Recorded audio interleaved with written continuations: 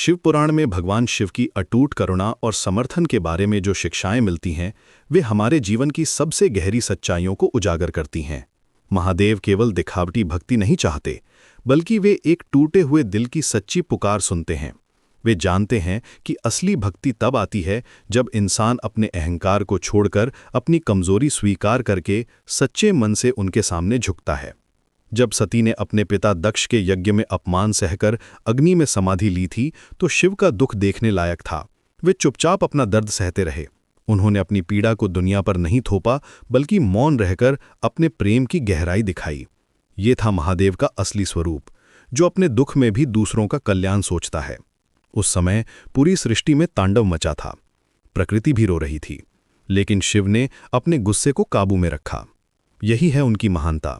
समुद्र मंथन की घटना इसका सबसे बड़ा प्रमाण है। जब देवता और असुर मिलकर समुद्र मंथन कर रहे थे, तो सबसे पहले हलाहल विष निकला। ये विष इतना भयानक था कि पूरी सृष्टि को नष्ट कर सकता था। सभी घबरा गए, कोई इसे छूने की हिम्मत नहीं कर रहा था।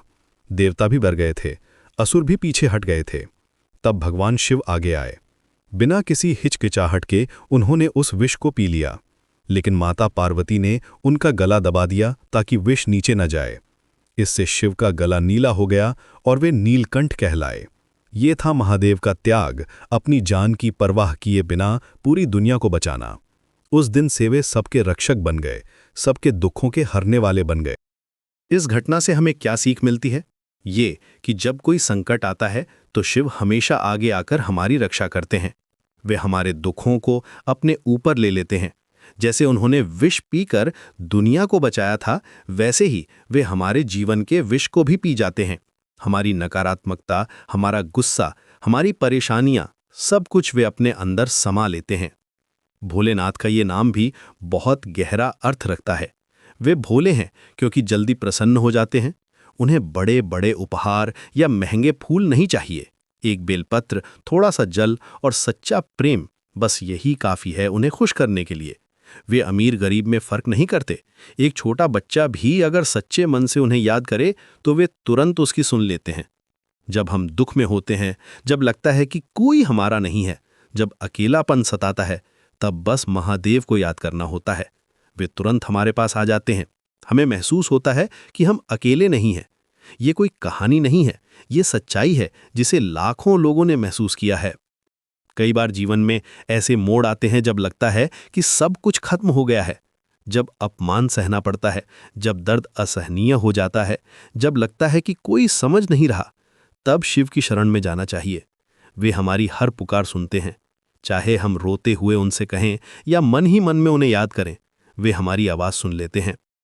शिव पुराण में लिखा है कि महादेव अपने भक्तों को कभी अकेला नहीं छोड़ते।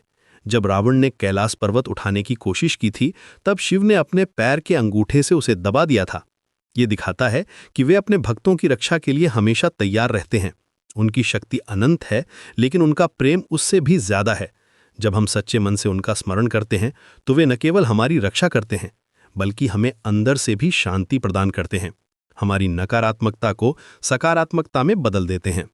हमारे जीवन में भी कई बार ऐसे रावण आते हैं, घमंड के, अहंकार के, नकारात्मकता के। लेकिन जब हम शिव को याद करते हैं तो वे इन सभी बुराइयों को अपने पैर तले दबा देते हैं। वे हमारे अंदर की बुराई को खत्म करके अच्छाई भर देते हैं। महादेव की सबसे बड़ी खासियत यह है कि वे हमारे दिल की बात समझते हैं। हमें शब्दों में कुछ कहने की जरूरत नहीं होती, बस मन में उनका नाम लेना काफी है। वे जानते हैं कि हमें क्या चाहिए, हमारा दुख क्या है।